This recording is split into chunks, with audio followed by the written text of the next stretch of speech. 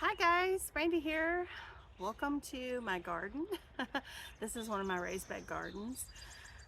This is what I call my front side garden, or my blue door garden, because it has a turquoise kind of door that I put up. And this was our first, once we kind of revamped our raised beds, we built this garden. This was before we took on the back garden, where the greenhouse and all that is. So um, this one, I definitely needs some revamping. These beds are very deep, and we used pickets when we built these because that was cost effective during 2021. Yeah, we built this end of winter, beginning spring 2021, and wood was pretty astronomical at the time. And some is still high, but I think a lot of it has come back down. And so we used pickets to build these. And I wanted deep beds. I tried the hugelkultur method, because we had a lot of wood from taking out trees and stuff, and I put a lot of that, the smaller pieces and stuff, under the bed. I don't love that method now that I've done it. It's the soil will dissipate, and so what I found is that when I would go to plant stuff, I would I would run into the logs and things like that. And it wasn't like we put huge logs in, but it will take a decade or more for that to break down. And I've seen some other people who do more of like a lasagna method, using leaves and things like that, and kind of building it up with material. They might do twigs instead of logs, and that would probably work a little bit better. But that's just my opinion. You may have tried this and loved it. It just wasn't um, my favorite, but I'm also not digging everything up. So it is what it is. Um, so one of the things we have to do each late winter, early spring, is we have to kind of revamp our beds. They need more soil and compost. These are pretty low. Now on the other side of this garden, we did those in the fall when we planted onions. Those are okay. They're doing pretty good. A lot of the onions we lost in the record-breaking cold at Christmas that we had, but some of them have come back. I had 3 different varieties, and I would have to go back and look to see which ones are which that are coming back. But there's a good bit of them that they just bit the dust. So I guess I'll get some, but not all that we planted, and that's okay. I'm okay with that.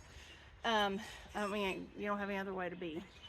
So I kind of have an unboxing, the Vigo Garden, and I have been watching these for a while because I am very much interested in growing my own worms. And so this is a worm composter that you put in your bed, and that you can use to compost your, like your scraps and things. Not things you would feed to your chickens, but like your banana peels, your coffee grounds, stuff like that. Worms like to eat all that. Newspaper, all that kind of stuff. So I wanted to unbox this today, and I'm wanting to put it in this bed behind me. And if I like it, I may get more. So, because worms are so, I want to be a worm farmer apparently. But there's a lot of uses for worms. Worm casting is great compost. You can use the worms in your beds. They help irrigate your soil.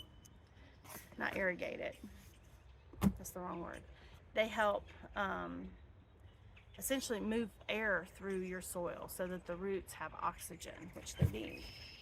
And you don't want compacted soil, and so worms are your friends. You'll know you'll have good soil if you are digging in your soil and you find worms. The problem with a lot of the raised beds are that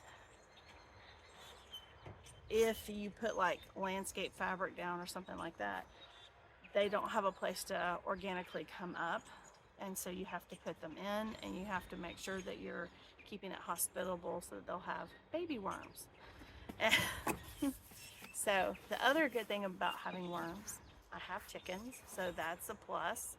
And we don't live very far from the lake, and I have men who like to go fishing, so having worms for that can also be beneficial. So this is a win-win-win. So I'm opening up the box, and literally, it looks kind of like a laundry basket if you ask me, but this is what it looks like. And it opens up, has its lid.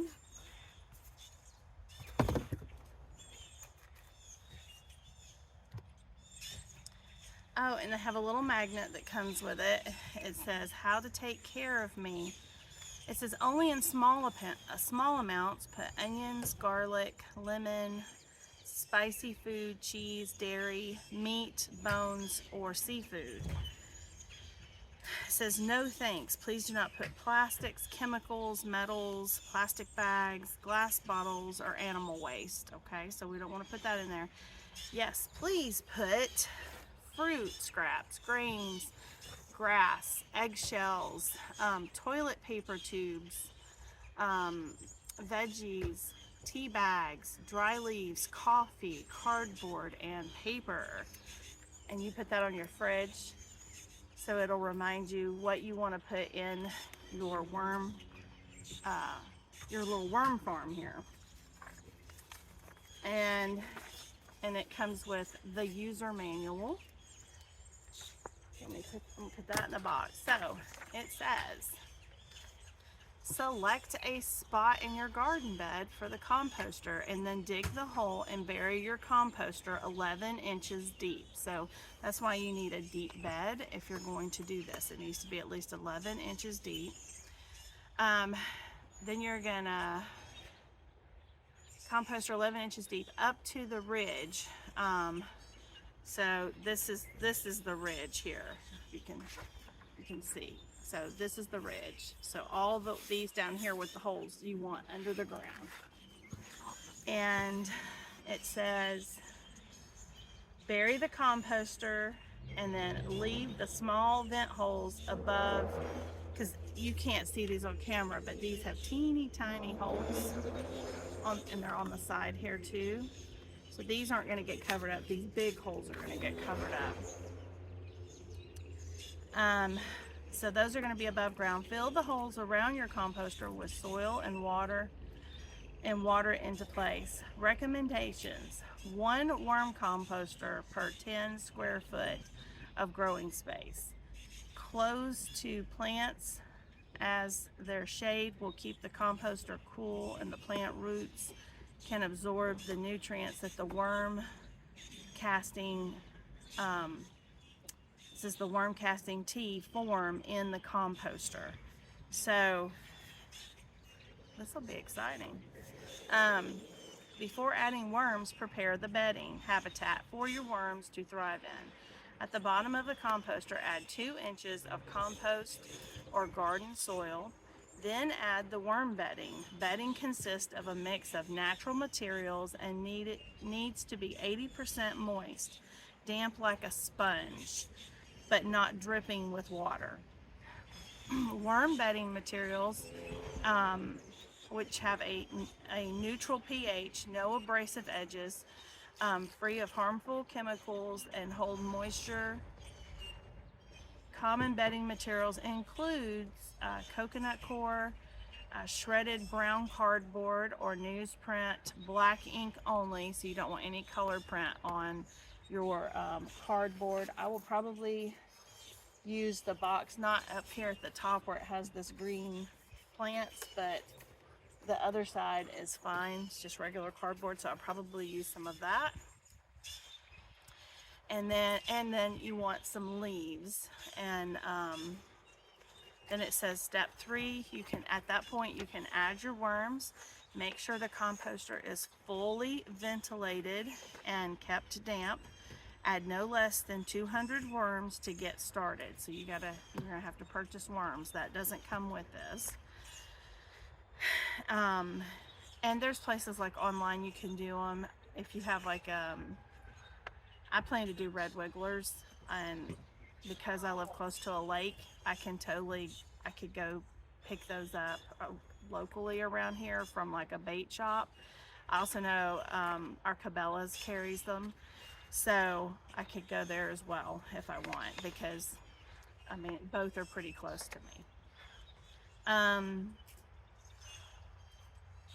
So you need 200 worms to get started. You can add your worms to the top of the bin, as the natural photophobia of worms will force them to travel deeper into the composter, allowing them to settle overnight and begin feeding them on the second day. So after 24 hours, you got to feed them. So feeding worms using a mixture of food scraps and shredded paper, and keep the environment damp. Watch the level of food to ensure the worms are not overfed or hungry. So this is, it says you have to feed your worms 1 to 2 times a week. So unlike the chickens where I go and I feed them every day, my worms will need to be fed once to twice a week, and you just have to watch it. It says you don't want to overfeed them, but you also don't want them hungry. So, so I thought, well, I would get one of these. This is really heavy duty too. It's nice. It's a nice construction, and I didn't show you the bottom. It also has holes and stuff like that. So I brought a shovel, and I'm going to shovel. I'm doing it on just one side of the bed. I kind of move the camera, but I'm going to shovel the soil kind of a little bit more out of the way and sit this down in it, and then I'm going to start. I have compost, and I'm going to start filling it in this bed. And it's going to be interesting because this bed has kind of been a lame duck bed. It has not, outside of my curry plant in there, it has not done very well in the past couple garden seasonings. I don't know why, because it has the same soil that the other beds, and they all have thrived. Like I said, this one does get a little bit more shade, which is why I'm putting this one where I am. But with all of this nutrients going into it, and then when the worms start making the tea, this bed should really take off and go gangbusters, which means I have to decide what I'll end up putting in that bed. I don't know yet. I haven't done that deep of planning yet on everything and where I'm going to place it. I'm still working on all of that. So with that, let's get started and get this in place.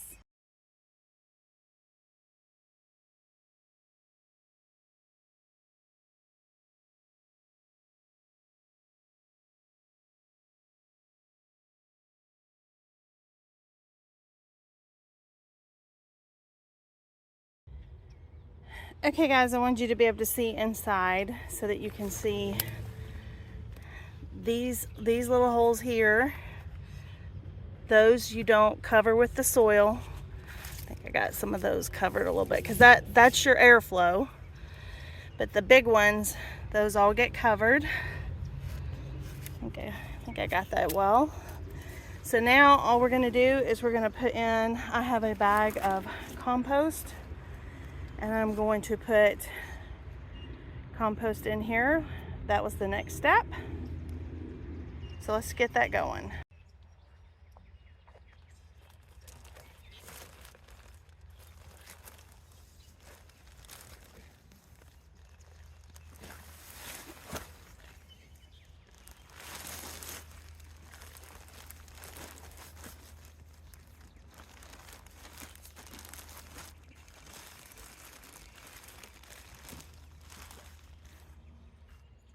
Again, you don't want to fill it up around the air holes.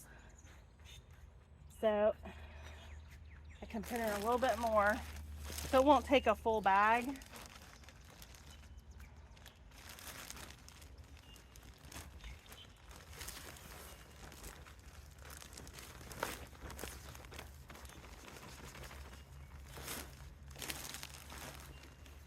Let's see.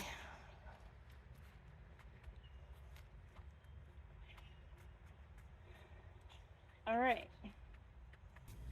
Well, I didn't totally do that right because I forgot. I've got to put in cardboard. So it says, before adding your worms, prepare your bedding, habitat for your worms to thrive in. At the bottom of the composter, add 2 inches of compost or garden soil. So I put more than 2 inches, so I'll dig that out. And then add the worm bedding. Bedding consists of a mixture of natural materials needed, like you want to keep it like a sponge, not a dripping water. Worm bedding materials need to be edge-free, not chemicals, cocoa coir, shredded brown cardboard, or newspaper, and leaves. So I thought I was messing that up. So I went too far with this. So I'm going to take some of this out, and then I have to collect. I have cardboard, and I definitely have some leaves and things that I can put in here. I need to get, I've got to shred up like the cardboard. I don't know that I have any newspaper on hand, so I'll have to go get some newspaper. But I just wanted to show you, and that's okay. This is not a big deal because I can just take this out and put it in the bed since I put too much of it. And originally I had talked on another video, this red green stalk I have is my strawberries, and they're dead. They were overtaken with birds last year, making nests in them. And I didn't want to mess with baby birds. So they ended up getting my strawberries. And so I have new bare roots to plant. I'm going to revamp it. I was going to move it to the back garden, but one of the things that strawberries love is worm castings. So I'm thinking I may keep it here because this is where my little worm bed will be, that I can easily take some of this to help fertilize my strawberries. So I don't know if I want to try it. Maybe I want to try again and maybe build a birdhouse and see if maybe, I actually have a couple gourds that I had up and they didn't use them. So maybe I need to get an actual birdhouse and try to put up and see if that works. So stay tuned. I will have a continuation of this as we fill the rest of this up with the needed worm housing and the worms. And we will see how this process goes. Again, I'll leave a link to this worm farm if you're interested in it. Like I said, I don't have an affiliate link or anything like that, but I think it's well made and I'm excited about it. I'm excited to give it a try. It looks so well made. Like, I see this lasting a very long time and not just breaking down really quickly. And for reference, this is my red green stalk that I do my strawberries in.